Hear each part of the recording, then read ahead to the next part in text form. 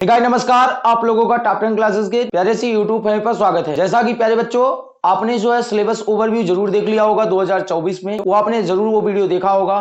तो आपको पता होगा कि जो आपकी फिजिक्स है वो दो खंड में बटे हैं। फर्स्ट खंड में आपको 5 यूनिट तैयार करना है। तो प्यारे बच्चों आज हम शुरुआत करने वाले हैं खंड क की फर्स्ट यूनिट की, जो कि आपकी फर्स्ट यूनिट क्या थी प्यारे बच्चों, स्थिर विद्युत की। इस क्लास को स्टार्ट करने से पहले अगर आप चैनल पे नए आए होंगे तो चैनल को सब्सक्राइब जरूर कर लीजिएगा प्यारे बच्चों। वीडियो पसंद आता है तो वीडियो को लाइक करके दोस्तों के साथ शेयर करना मत भूलिएगा।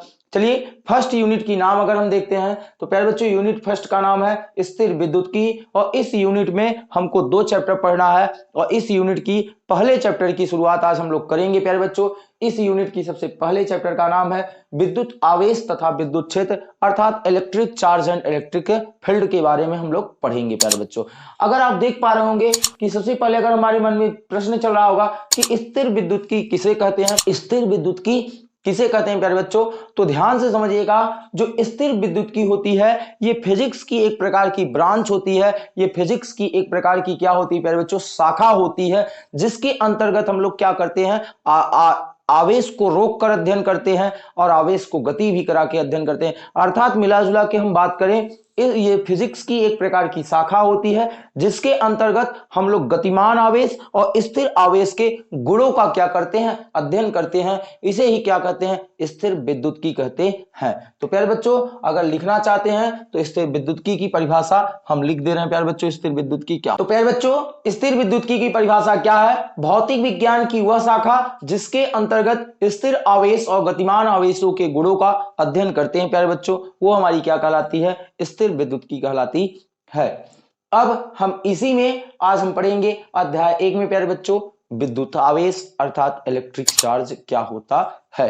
आइए अब हम टॉपिक बना लेते हैं प्यारे बच्चों, इलेक्ट्रिक चार्ज यानी विद्युत आवेश। प्यारे बच्चों हम विद्युत आवेश की शुरुआत यहां से करते हैं। इलेक्ट्रिक चार्ज को समझने का प्रयास हम लोग यहां से करते हैं कि यूनान के एक दार्शनिक थे जिनका नाम प्यारे बच्चों थेल्स था। क्या था, थेल्स था। यूनान के एक दार्शनिक थे जिनका नाम क्या था, थेल्स। थेल्स ने बहुत यानी 2500 वर्ष पहले, थेल्स ने 2500 ईसा पूर्व थेल्स ने देखा कि कुछ ऐसे पदार्थ होते हैं प्यारे बच्चों जिनको आपस में रगड़ने पर वो क्या करते हैं कि छोटे छोटे कणों को अपनी ओर क्या करने का, आकर्षण करने की या आकर्षित करने की गुण रखते हैं। तो जब थेल्स ने ये बात देखा, थेल्स ने क्या देखा कि थेल्स ने देखा कि कांच की छड़ को, थेल्स ने अपने प्रयोगों में देखा प्यारे बच्चों 2500 ईसा पूर्व थेल्स ने अपने प्रयोगों में देखा कि एक कांच का छड़ लिए थे। इस कांच की छड़ को रेशम के कपड़े से रगड़ा। किसके कपड़े से रगड़ा प्यारे बच्चों, रेशम के कपड़े से रगड़ा। तो कांच के छड़ में एक विशेष प्रकार का गुण आ गया और जिसके कारण जो कांच होता है वो छोटे छोटे कणों को अपनी ओर क्या करने लगा, आकर्षित करने लगा। तो प्यारे बच्चों इस बात पर ज्यादा फोकस नहीं किया गया, इस बात पे ज्यादा सा ध्यान नहीं दिया गया, क्योंकि उस समय आवेश की शुरुआती गुण थे प्यारे बच्चों, उस समय आवेश का शुरुआत हो रहा था। तो थेल्स के इस बातों पे जरा सा भी विचार नहीं की गई। परंतु कुछ समय बीता और कुछ समय बीतने के बाद अमेरिकी वैज्ञानिक डॉक्टर गिलबर्ट ने, अमेरिकी वैज्ञानिक कौन प्यारे बच्चों, ये यूनान के थे। थेल्स कहां के थे प्यारे बच्चों, यूनान के थे, ध्यान से समझिएगा। और प्यारे बच्चों जब थेल्स ने ये बातें बताई ना, तो ये बातें पे इन बातों पे जरा सा भी ध्यान नहीं दिया गया।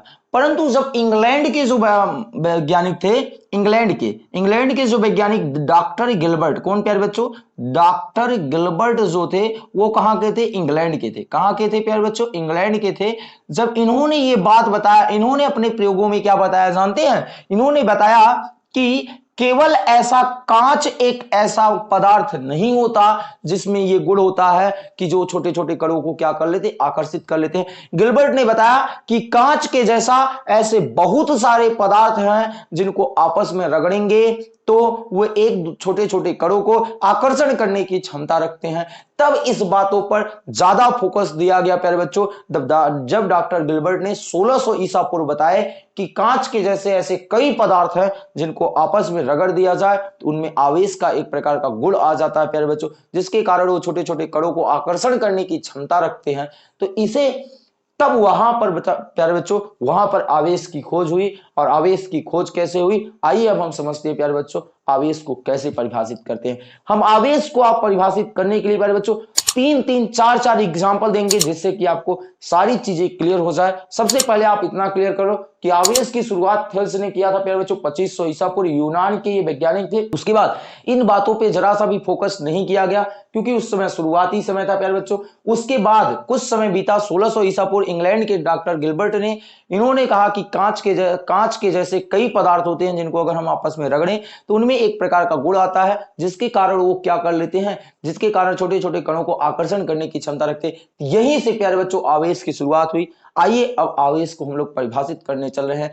आइए समझते हैं कि आवेश क्या होता है। चलिए प्यारे बच्चों आवेश को समझने के लिए हमने एग्जाम्पल बनाया है। आइए उस एग्जाम्पल से समझते हैं कि आवेश कैसे होता है, आखिर रगड़ कर घर्षण के द्वारा आवेश कैसे उत्पन्न करते हैं। ध्यान से देखिएगा प्यारे बच्चों, बहुत सारी घटनाएं, बहुत सारी जीवन में हम लोगों की घटनाएं घटित होती जहां पर आवेश के गुण पाए जाते हैं। जैसे क्या होता है प्यारे बच्चों कि जब हम लोग जब कभी मिरर के सामने, किसी दर्पण के सामने क्या होते हैं, खड़े होकर जो है कंघे से अपने बाल को संवारते हैं प्यारे बच्चों। जब किसी कंघे को, जब किसी कॉम्ब को होता है, सूखे बालों से क्या करते हैं, रब्ड करते हैं, सूखे बालों से क्या करते हैं प्यारे बच्चों, रगड़ते हैं, तो उस कॉम्ब पर, उस कंघे पर एक प्रॉपर्टी आ जाती है, उस कंघे पर एक गुण आ जाता है जिसके कारण जो वो कॉम्ब होता है वो छोटे छोटे पार्टिकल को, छोटे छोटे कणों को अपनी ओर आकर्षित करने की क्षमता रखता है। इस गुण को ही क्या कहते हैं, आवेश कहते हैं। एक बार मैं फिर से बता रहा हूं प्यारे बच्चों, ध्यान से देखिएगा कि जब इस कंघे को इस सूखे बालों से क्या करते हैं प्यारे बच्चों, रगड़ते हैं। जब कंघे को सूखे बालों से क्या करते हैं, रगड़ते हैं। जब किसी कंघे को सूखे बालों से रगड़ते हैं तो रगड़ने के बाद जब हम इनको छोटे छोटे कणों के पास, छोटे छोटे पार्टिकलों के पास लेके जाते हैं तो ये छोटे छोटे पार्टिकल को प्यारे बच्चों क्या कर लेते हैं, अपनी तरफ आकर्षित कर लेते हैं। इसी प्रॉपर्टी को कंघे के इस गुण को, कंघे पे आया यह गुण क्या कहलाता है, आवेश कहलाता है। यानी हम कह सकते हैं प्यारे बच्चों आवेश पदार्थों का एक प्रकार का मूलभूत गुण होता है। आवेश पदार्थों की एक प्रकार की विशेषता होती है जिसके कारण वो छोटे छोटे कणों को अपनी ओर आकर्षित कर लेते हैं या प्रतिकर्षित कर देते हैं। आप इतनी बात समझे प्यारे बच्चों। अब अगर हम चाहें तो डिफिनीशन यहां दे सकते हैं। क्या दे सकते हैं प्यारे बच्चों, ध्यान से देखिएगा, आवेश पदार्थों का मूल गुण होता है, मूल गुण होता है जिसके कारण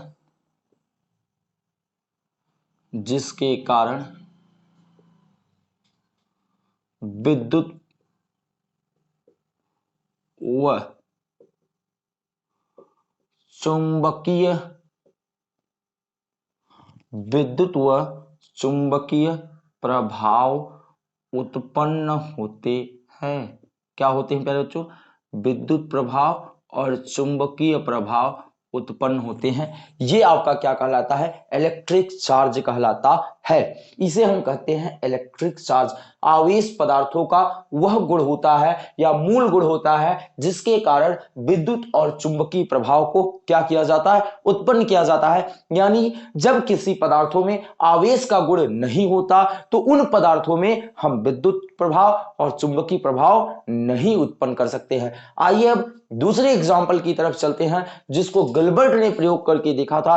गिलबर्ट ने क्या देखा कि जब कांच की छड़ को रेशम के कपड़े से क्या किया जाता है, रगड़ा जाता है। प्यारे बच्चों एकदम आसान भाषा में बता रहे हैं कि जब कांच की छड़ को रेशम के कपड़े से क्या करते हैं प्यारे बच्चों, रब्ड करते हैं यानी रगड़ते हैं। ध्यान से देखिएगा क्या होता है कि जब कांच की छड़ को रेशम के कपड़े से रगड़ा गया तो उन्होंने देखा कि कांच के छड़ पर एक विशेष प्रकार का गुण आ गया जिसके कारण कांच जो होता है छोटे छोटे पार्टिकल को अपनी ओर क्या कर ले रहा था, आकर्षित कर ले रहा था। और जब उन्होंने देखा कि आबू नस की छड़ को बिल्ली की खाल से रगड़े तो आबू नस के छड़ पर भी कांच के जैसा ही गुण आया था। आबू नस की भी छड़ छोटे छोटे पार्टिकल को, छोटे छोटे कणों को अपनी ओर क्या कर रहा था, अट्रैक्ट कर रहा था। तो कांच के छड़ पर, आबू नस के छड़ पे इस आए हुए इस गुण को ही क्या कहते हैं, विद्युत आवेश कहते हैं। गिलबर्ट ने अपने प्रयोगों में यह देखा था कि जब इस कांच की छड़ को रेशम के सूत से रगड़ दिए, रेशम के कपड़े से रगड़ दिए। प्यारे बच्चों ध्यान से समझना, अब जो बातें मैं बताने जा रहा हूं, कांच की छड़ को रेशम के कपड़े से रगड़ दिए, रेशम के कपड़े से रगड़कर एक धागे के द्वारा लटका दिए। ध्यान से देखिएगा, ये कांच की छड़ है और ये एक धागे से हमने लटकाया है, परंतु कब? रेशम से रगड़ने के बाद। ये जो मैं लाइनिंग खींच रहा हूं, ये लाइनिंग क्या बता रही है कि ये कांच का छड़ रेशम के कपड़े से रगड़ा जा चुका है, ये कांच का छड़ रेशम के कपड़े से रगड़ा जा चुका है प्यारे बच्चों, अर्थात कांच का छड़ आवेशित हो चुका है, कांच के छड़ पे आवेश आ चुका है। अब जो है गिलबर्ट ने दूसरे स्टेप में क्या किया कि आबू नस की छड़ को भी बिल्ली की खाल से रगड़कर, प्यारे बच्चों आबू नस की छड़ को बिल्ली की खाल से रगड़कर, इसको भी उन्होंने बिल्ली की खाल से क्या कर दिया? रगड़ दिया। ये आपका क्या है प्यारे बच्चों? ये आपका कांच का छड़ है और वो आपका क्या है? आबू नस है। देखिए क्या बातें उन्होंने गिलबर्ट ने बताया था प्यारे बच्चों, जब आबू नस को बिल्ली की खाल से रगड़कर इसको भी क्या किए? ध्यान से देखिए, जब आबू नस की छड़ को बिल्ली की खाल से रगड़ा और बिल्ली की खाल से रगड़ने के बाद कांच के छड़ के पास लेके गए, तो ये कांच का छड़ जो है प्यारे बच्चों, ये अपने स्थान से हट गया, ये अपने स्थान से भाग गया। मतलब प्यारे बच्चों यहां पर आपको यह समझना है कि जब हम लोगों ने कांच की छड़ को रेशम से रगड़ा और आबू नस को बिल्ली के खाल से रगड़ा और दोनों को पास ले गए, तो ये दोनों एक दूसरे को रिपल्सन करने लगे, ये दोनों एक दूसरे को प्रतिकर्षित करने लगे, अर्थात एक दूसरे से दूर भागने लगे। फिर उन्होंने एक चीज और देखा प्यारे बच्चों, उन्होंने ये देखा कि जब आबू नस की छड़ को बिल्ली की खाल से रगड़े थे और इसी आबू नस की छड़ को जब रेशम के कपड़े के पास लेके गए, किसके पास लेके गए प्यारे बच्चों? रेशम के कपड़े के पास ले गए, तो ये एक दूसरे को, ये जो आबू नस की छड़ था ये रेशम के कपड़े को अपनी ओर खींचने लगा प्यारे बच्चों, अर्थात इनके बीच आकर्षण बल लग रहा था और उनके बीच क्या लग रहा था? प्रतिकर्षण बल लग रहा था। क्या आपकी इतनी बातें क्लियर हो पा रही है? एक बार फिर से आप समझ लीजिए कि जब गिलबर्ट ने कांच के छड़ को रेशम से रगड़कर और आबू नस की छड़ को बिल्ली की खाल से रगड़कर दोनों को पास लेके गए, तो कांच के छड़ और आबू नस के छड़ एक दूसरे से दूर हटने लगे, अर्थात इनके बीच प्रतिकर्षण बल कार्य कर रहा था। और वही चीज कांच के छड़ को जब उन्होंने बिल्ली के पास लेके गए, बिल्ली की खाल के पास लेके गए और आबू नस की छड़ को रेशम के कपड़े के पास लेके गए, तो वो एक दूसरे को अट्रैक्ट कर रहे थे, वो एक दूसरे को आकर्षित कर रहे थे प्यारे बच्चों। इससे यह सिद्ध होता है कि आवेश के बीच दो बल कार्य कर रहा है, एक आकर्षण बल और एक प्रतिकर्षण बल। इससे यह सिद्ध होता है कि आवेश कितने प्रकार के होते हैं प्यारे बच्चों? दो प्रकार के होते हैं। आवेश कितने प्रकार के होते हैं? दो प्रकार के होते हैं। एक का नाम होता है धन आवेश और दूसरे का नाम होता है ऋण आवेश। प्यारे बच्चों आवेश का जो नाम दिए, आवेश दो प्रकार के होते हैं, एक धन आवेश और ऋण आवेश। इसका नाम देने वाले वैज्ञानिक का नाम है फ्रैंकलिन। क्या है प्यारे बच्चों? फ्रैंकलिन। तो गाइस आपको इतनी बातें क्लियर हो गई कि आवेश कितने प्रकार के होते हैं? दो प्रकार के होते हैं। एक सबसे पहला होता है धन आवेश, दूसरा होता है ऋण आवेश। नाम किसने दिया? फ्रैंकलिन ने दिया था प्यारे बच्चों। ध्यान से एक बार मैं फिर से बता रहा हूं, आवेश को दो भागों में बांटने वाले कौन थे? फ्रैंकलिन थे। फ्रैंकलिन ने ही नाम दिया धन आवेश और ऋण आवेश। इतनी बातें आपकी क्लियर हो गई। आपको ये बातें समझ में आ गई आवेश क्या होता है, आवेश कितने प्रकार के होते हैं? दो प्रकार के होते हैं। कौन कौन से होते हैं? धन आवेश और ऋण आवेश। आवेश की शुरुआत कहां से हुई थी प्यारे बच्चों? थेल्स ने किया था। किस सन में हुआ था? 2500 ईसा पूर्व। थेल्स कहां के वैज्ञानिक थे प्यारे बच्चों? थेल्स कहां के वैज्ञानिक थे? यूनान के थे। फिर उस बात पे ज्यादा ध्यान नहीं दिया गया। फिर उसके बाद कुछ समय बीता तो 1600 ईसा पूर्व में डॉक्टर गिलबर्ट इंग्लैंड के रहने वाले थे, इन्होंने बताया कि कांच के जैसे ऐसे और बहुत सारे पदार्थ हैं जिनमें यह गुण पाया जाता है कि अगर उनको आपस में रगड़ा जाए तो वो छोटे छोटे कणों को अपनी ओर क्या कर लेते हैं? अट्रैक्ट कर लेते हैं। तो वहां से आवेश की शुरुआत हुई और वहां से हमने आपको बताया प्यारे बच्चों आवेश की परिभाषा क्या होती है कि आवेश पदार्थों का एक प्रकार का गुण होता है जिसके कारण वो छोटे छोटे कणों को अपनी ओर क्या कर लेते? अट्रैक्ट कर लेते हैं प्यारे बच्चों। उन्हें हम क्या कहते हैं, आवेश कहते हैं। आवेश दो प्रकार के होते हैं। किसने बताया? गिलबर्ट ने ये बताया, परंतु नाम किसने दिया? फ्रैंकलिन ने।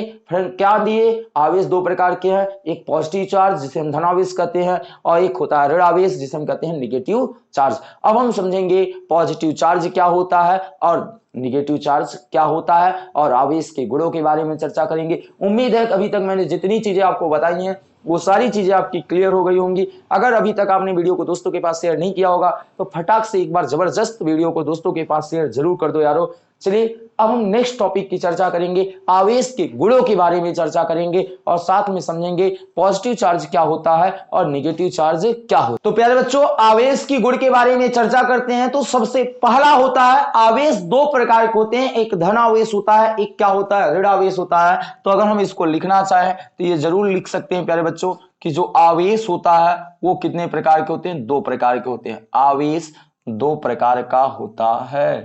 आवेश दो प्रकार के होते। पहला कौन सा होता है प्यारे बच्चों? पहला होता है धन आवेश जिसे हम कहते हैं पॉजिटिव चार्ज, धन आवेश।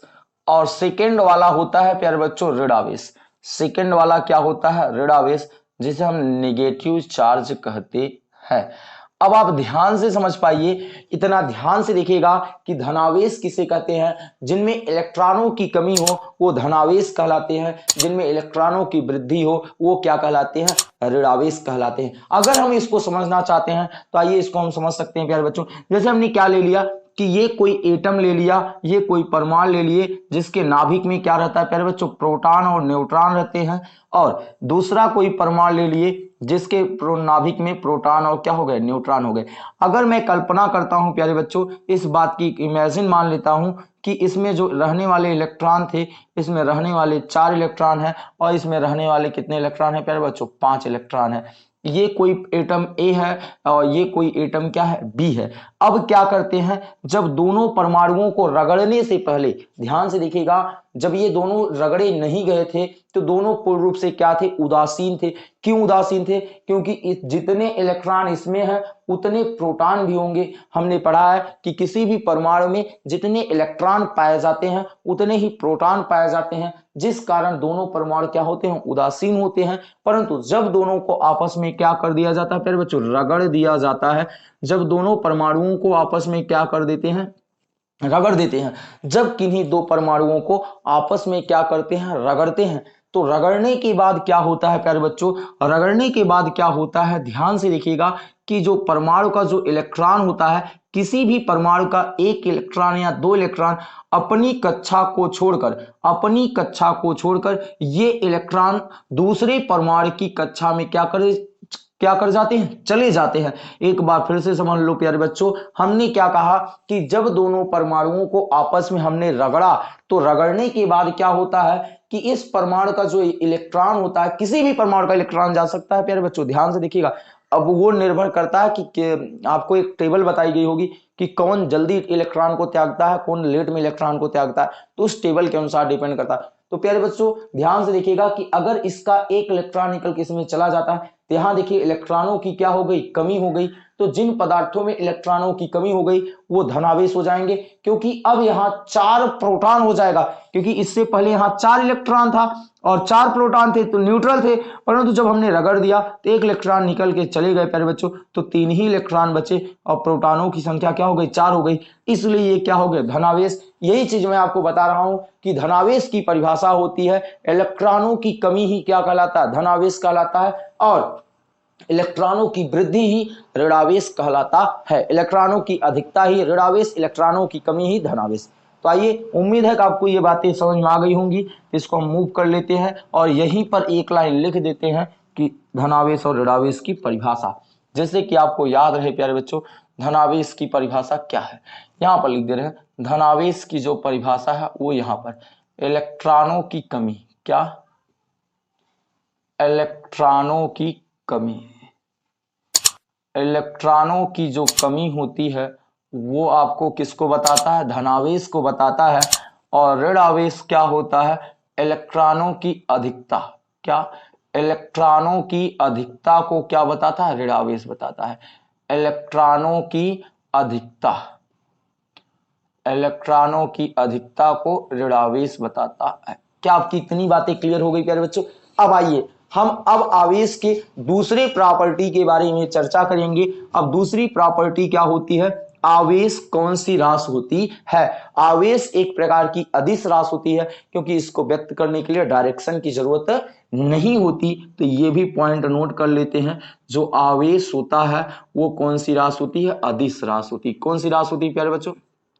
अदिश रास। तो आवेश एक कौन सी रास है? अदिश राशि है। चलिए, क्या इतनी बातें आपकी क्लियर हो गई? आवेश कौन सी रास है? अदिश रास है। आवेश का जो आवेश जो होता है प्यारे बच्चों, आवेश आपकी एक अदिश रास हो गई। अगली प्रॉपर्टी हम क्या करेंगे? आवेश के मात्रक की चर्चा करते हैं। आवेश के मात्रक की। तो चलिए ध्यान से देखिएगा, आवेश का जो एसआई यूनिट होती है, आवेश का जो एसआई मात्रक होता है प्यारे बच्चों, वो कूलाम्ब होता है। क्या होता है? कूलाम्ब होता है। ध्यान से देखिएगा, आवेश का एसआई मात्रक क्या होता है प्यारे बच्चों? कूलाम्ब होता है। क्या होता है? कूलाम्ब होता है। चलिए, अगर हम बात करें कि आवेश का अन्य पद्धति में मात्रक क्या होता है, तो उसकी भी बात कर लेते हैं। जैसे हमने कहा कि आवेश का अगर सीजीएस पद्धति में कोई मात्रक पूछा, तो सीजीएस पद्धति में जो मात्रक होता है वो स्टैट कूलाम्ब होता है। क्या होता है प्यारे बच्चों? स्टैट कूलाम्ब होता है। एक बार मैं फिर से बता देना चाहता हूं कि आवेश का सीजीएस पद्धति में मात्रक क्या होता है? स्टैट कूलाम्ब होता है। अब प्रश्न उठता है कि एक स्टैट कूलाम्ब बराबर कितने कूलाम्ब होते हैं? तो प्यारे बच्चों इस बात को ध्यान दीजिए कि एक कूलाम्ब बराबर होता है 3 × 10⁹ स्टैट कूलाम्ब। ध्यान से देखिएगा क्या होता है, एक बार मैं फिर से बता देना चाह रहा हूं प्यारे बच्चों कि सीजीएस पद्धति में आवेश का मात्रक स्टैट कूलाम्ब होता है और एक कूलाम्ब बराबर होता है 3 × 10⁹ स्टैट कूलाम्ब होता है। ये सब आपको लर्न होना चाहिए प्यारे बच्चों, ये सब आपको कंपटीशन में काम देंगे इन सारी चीजें। उसके बाद अब हम बात करते हैं आवेश का एमकेएस पद्धति में मात्रक। कौन सी पद्धति में? एमकेएस पद्धति में। तो एमकेएस पद्धति में मात्रक निकालने के लिए प्यारे बच्चों हमारे पास एक फार्मूला होता है, Q = I × T। इससे निकाल सकते हैं। तो इससे I का मात्रक एम्पियर होता है, T का मात्रक सेकंड। तो आवेश का जो मात्रक होगा एमकेएस पद्धति में वो क्या होगा? एम्पियर सेकंड होगा। क्या होगा प्यारे बच्चों? एम्पियर सेकंड होता है। क्या होता है प्यारे बच्चों? एम्पियर सेकंड होता है। अगर हम बात करें आवेश का सबसे बड़ा मात्रक, किसकी बात करते हैं प्यारे बच्चों? आवेश का सबसे बड़ा मात्रक। आवेश का सबसे बड़ा मात्रक की बात करें तो वो क्या होता है? तो प्यारे बच्चों ध्यान देना, आवेश का जो सबसे बड़ा मात्रक होता है वो फैराडे होता है। क्या होता है प्यारे बच्चों? फैराडे होता है। आवेश का सबसे बड़ा मात्रक क्या होता है प्यारे बच्चों? फैराडे होता है। अब किसी ने पूछा कि एक फैराडे बराबर कितना कूलाम्ब होता है, तो जानकारी के लिए ध्यान देखना प्यारे बच्चों, एक फैराडे बराबर होता है 96,500 कूलाम्ब। क्या होता है? एक फैराडे बराबर होता है 96,500 कूलाम्ब। अगर यहां बात होती है कि सबसे छोटे मात्रक की, तो आवेश का सबसे छोटा मात्रक, आवेश का सबसे छोटा मात्रक जो होता है वो फ्रैंकलिन होता है। क्या होता है? फ्रैंकलिन होता है। तो ध्यान से देखना दोस्तों, छोटा मात्रक क्या होता है? फ्रैंकलिन होता है। क्या होता है? फ्रैंकलिन होता है। आवेश का सबसे छोटा मात्रक क्या होता है? फ्रैंकलिन होता है। और सबसे बड़ा मात्रक क्या होता है? फैराडे होता है। एक फैराडे बराबर क्या होता है पहले बच्चों? 96,500 कूलाम्ब होता है। Sorry guys. अब हम बात करते हैं, ये बड़ा हो गया, ये छोटा हो गया। अब हम बात कर ले आवेश का विद्युत चुंबक में क्या मात्रक होता है, उस बात को ध्यान दीजिएगा। तो आवेश का विद्युत चुंबकीय, आवेश विद्युत चुंबकीय, आवेश का विद्युत चुंबकीय मात्रक। तो प्यारे बच्चों ध्यान से देखिएगा, आवेश का जो विद्युत चुंबकीय मात्रक होता है वो एब कूलाम्ब होता है। क्या होता है प्यारे बच्चों? एब कूलाम्ब होता है। ये विद्युत चुंबकीय मात्रक होता है। अब यहां बात उठी कि एक एब कूलाम्ब कितना होता है, तो ध्यान से देखिएगा प्यारे बच्चों, एक एब कूलाम्ब बराबर होता है, ध्यान से देखिएगा, एक एब कूलाम्ब बराबर, ध्यान से देखो, एक एब कूलाम्ब बराबर होता है 1/10 कूलाम, यानी 1 कूलाम का 10वां हिस्सा ही क्या होता है, 1 एव कूलाम होता है। इस प्रकार प्यारे बच्चों आवेश के मात्रक की हम लोग चर्चा करते हैं। अब हम बात करेंगे आवेश के अन्य प्रॉपर्टी की, जो कि और इंपॉर्टेंट रहने वाली है। जैसे प्यारे बच्चों आवेश की अगली प्रॉपर्टी आती है आवेश के संरक्षण का सिद्धांत। इसमें क्या होता है कि आवेश के संरक्षण का सिद्धांत क्या होता है, आवेश के संरक्षण का, इस प्रकार आपका हेडिंग बनता है आवेश के संरक्षण का सिद्धांत। तो प्यारे बच्चों इस सिद्धांत में क्या कहता है कि आवेश को न तो हम क्या कर सकते हैं, उत्पन्न कर सकते हैं, और न ही क्या कर सकते हैं, नष्ट कर सकते हैं प्यारे बच्चों। अर्थात हम यानी कह दिया जाए कि आवेश को केवल एक पदार्थ से दूसरे पदार्थ में क्या किया जाता है, रूपांतरण किया जाता है। अब आप लोग सोच रहे होंगे सर ये क्या आप बोल रहे हो, और हिंदी लाइन मुझे समझ तो आ रही परंतु मैं एक्सपेरिमेंट करके नहीं समझ पा रहा हूं। तो ऐसा समझो प्यारे बच्चों कि जब हम लोग क्या करते हैं कि किन्हीं दो एटम को लेते हैं, कोई एटम ए रहता है, कोई एटम क्या रहता है, बी रहता है। तो इन दोनों को रगड़ने से पहले इनकी जो ये दोनों क्या रहते हैं प्यारे बच्चों, उदासीन रहते हैं। रगड़ने से पहले ये क्या रहते हैं, उदासीन रहते हैं, परंतु जब रगड़ दिया जाता है तो आवेशित हो जाते हैं। पर प्यारे बच्चों अगर मैं आपसे केवल इतना पूछ रहा हूं कि जैसे मैंने कहा कि इस पे 4 कूलाम आवेश है, इस पे 5 कूलाम आवेश, एक मिनट गाइस ध्यान से देखिएगा, 4 कूलाम आवेश है, 5 कूलाम आवेश है, तो इस समय दोनों का योग कितना होगा, न होगा। परंतु जब हम इन दोनों को रगड़ देते हैं, तो रगड़ने के बाद क्या होता है कि 1 कूलाम या दो कूलाम आवेश इसका इस पे चला आया, तो 4 की बजाय ये 6 हो जाएगा, और ये क्या हो जाएगा 3, तो भी 6 और 3 को जोड़ेंगे 9, मतलब रगड़ने से पहले जितने आवेश थे रगड़ने के बाद भी आवेश उतना ही रहता है। इसी को हम कहते हैं आवेश रगड़ने से पहले जितना है रगड़ने के बाद भी उतना रहता है। अर्थात न तो आवेश को हम लोग रगड़ने में नष्ट कर पाते हैं, न तो आवेश को रगड़ने के बाद बढ़ा सकते हैं, आवेश उतना ही रहता है जितना पहले रहता है। इसीलिए कहते हैं केवल एक पदार्थ से दूसरे पदार्थ में क्या करते हैं, रूपांतरित कर सकते हैं, न तो इन्हें नष्ट कर सकते हैं, न तो इन्हें उत्पन्न कर सकते हैं। तो ये भी प्रॉपर्टी लिख सकते हैं। इस गुण के अनुसार क्या होगा प्यारे बच्चों, इस गुण के अनुसार आवेश को न तो उत्पन्न किया जा सकता है, न तो उत्पन्न किया जा सकता है, और न ही नष्ट किया जा सकता है, न ही नष्ट किया जा सकता है, बल्कि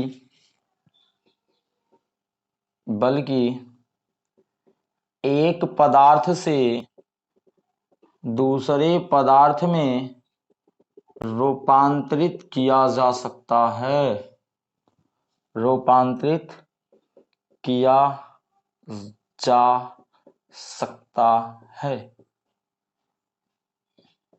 ये है प्यारे बच्चों, ठीक। अब हम नेक्स्ट प्रॉपर्टी की चर्चा करेंगे आवेश के क्वांटीकरण की। किसकी प्रॉपर्टी की चर्चा करेंगे प्यारे बच्चों, आवेश के क्वांटीकरण की। तो चलिए अब हमारी नेक्स्ट प्रॉपर्टी आएगी आवेश का क्वांटीकरण। ध्यान से देखना प्यारे बच्चों, एग्जाम के दृष्टि से ये हेडिंग इंपॉर्टेंट रहने वाला है। यहां से आपके एग्जाम में क्वेश्चन बनना ही बनना रहता है, तो आप इंपॉर्टेंट लगा सकते हो प्यारे बच्चों, ये आवेश का क्वांटीकरण। चलिए ध्यान से देखिए आवेश का क्वांटीकरण क्या होता है। यह भी आवेश का एक गुण होता है, ये भी आवेश का क्या होता है, एक गुण होता है। अब इस गुण में क्या होता है प्यारे बच्चों, ध्यान से देखिएगा, बातें होती हैं कि इन्होंने इस गुण के आधार पर यह बताना चाह रहे हैं कि जो आवेश होता है वो किसी भी पदार्थों में, किसी भी परमाणुओं में, किसी भी आयन में, किसी भी निकाय में, किसी भी कणों में, मतलब कहने का मतलब केवल यही है कि किसी भी परमाणुओं में जो आवेश होते हैं वो इलेक्ट्रॉनों के पूर्ण संख्या के रूप में पाए जाते हैं, अपूर्ण संख्याओं के रूप में नहीं पाया जा सकता। यानी इनको अगर दूसरे वर्डों में बोलें तो आवेशों को विभाजित नहीं किया जा सकता है, आवेश विभाजित नहीं हो सकते, यही इनके कहने का मतलब है। जैसे यानी इन्होंने कहा कि जैसे ये कोई पदार्थ ए हो गया, ये कोई पदार्थ ए हो गया, और ये सेकंड वाला पदार्थ क्या हो गया, कोई बी हो गया, और ये सेकंड वाला पदार्थ क्या हो गया, सी हो गए। ये कोई पदार्थ हो गए, पदार्थ ए बी सी। अगर इसमें कोई कह रहा है कि 0.5 कूलाम आवेश है, और इसमें कह रहे हैं कोई 2 कूलाम आवेश है, इसमें कोई कह रहा है कि 3 ई आवेश है, तो ये दोनों सही है, परंतु ये बिल्कुल रॉन्ग है प्यारे बच्चों, क्योंकि इलेक्ट्रॉन को हम डिवाइड नहीं कर सकते, अर्थात आवेश को हम विभाजित नहीं कर सकते। ये 0.5 ई इलेक्ट्रॉन इसमें कभी नहीं पाया जाएगा, ये इनके कहने का मतलब है। आवेश के क्वांटीकरण गुण का मतलब होता है कि किसी भी पदार्थ में, किसी भी निकाय में, किसी भी सिस्टम में जो आवेश होते हैं वो इलेक्ट्रॉनों के पूर्ण संख्या के गुणज होते, अपूर्ण संख्याओं के गुणज नहीं होते। यही चीज इनके कहने का मतलब है प्यारे बच्चों। तो ध्यान से लिख लीजिए, इस गुण के अनुसार किसी पदार्थ में आवेश इलेक्ट्रॉनों की संख्याओं के पूर्ण गुणज होते हैं,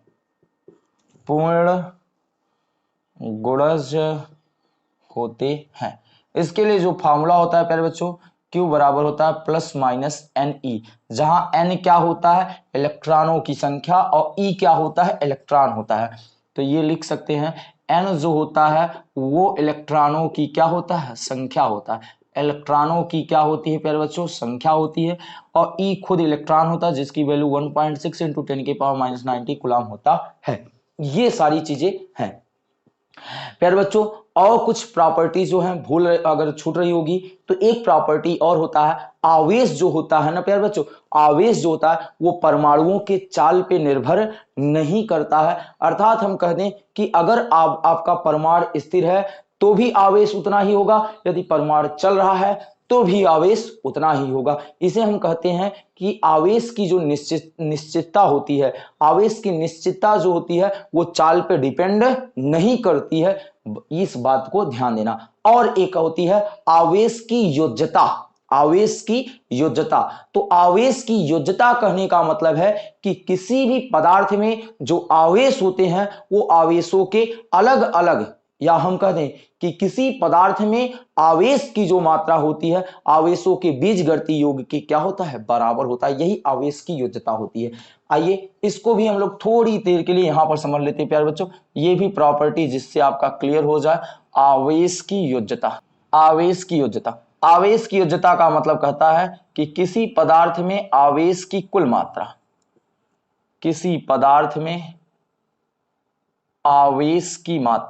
क्या प्यारे बच्चों, किसी पदार्थ में आवेश की जो मात्रा है वो आवेश के बीजगणितीय योग के बराबर होता है, आवेश के बीजगणितीय योग के बराबर होता है।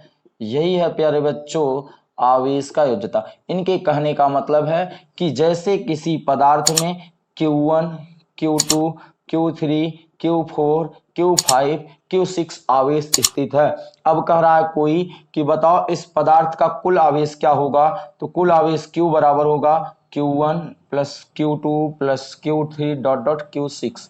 यानी आवेश की योज्यता का मतलब है कि आवेश जो पदार्थ के आवेश की जो मात्रा होती है उस पदार्थ में उपस्थित आवेशों के बीजगणितीय योग के क्या होता है, बराबर होता है। यही आवेश की योज्यता है प्यारे बच्चों। इस प्रकार पूरी जो टॉपिक है आवेश और आवेश के गुण, स्थिर विद्युत की, और ये सारी चीजें आज की क्लास में हमने कंप्लीट कर दिया है प्यारे बच्चों। हमने पूरी प्रयास किया है कि आपको पूर्ण रूप से प्यारे बच्चों समझा पाऊं। उम्मीद करते होंगे कि आपको पूर्ण रूप से समझ में आया होगा। यदि आपको पूरी क्लासें समझ में आई होंगी तो इस क्लास को उन सभी दोस्तों के पास शेयर जरूर करना जो इस बार एग्जाम में 2024 वाले एग्जाम में अच्छा सा परसेंटेज लाना चाहते हैं। उन सभी दोस्तों के पास इस वीडियो को आप लोग शेयर जरूर कीजिएगा। मिलते हैं आपको नेक्स्ट वीडियो में इस टॉपिक पे आधारित न्यूमेरिकल को लेकर। तब तक के लिए जय हिंद, जय Bharat. Thank you all dear student, bye bye.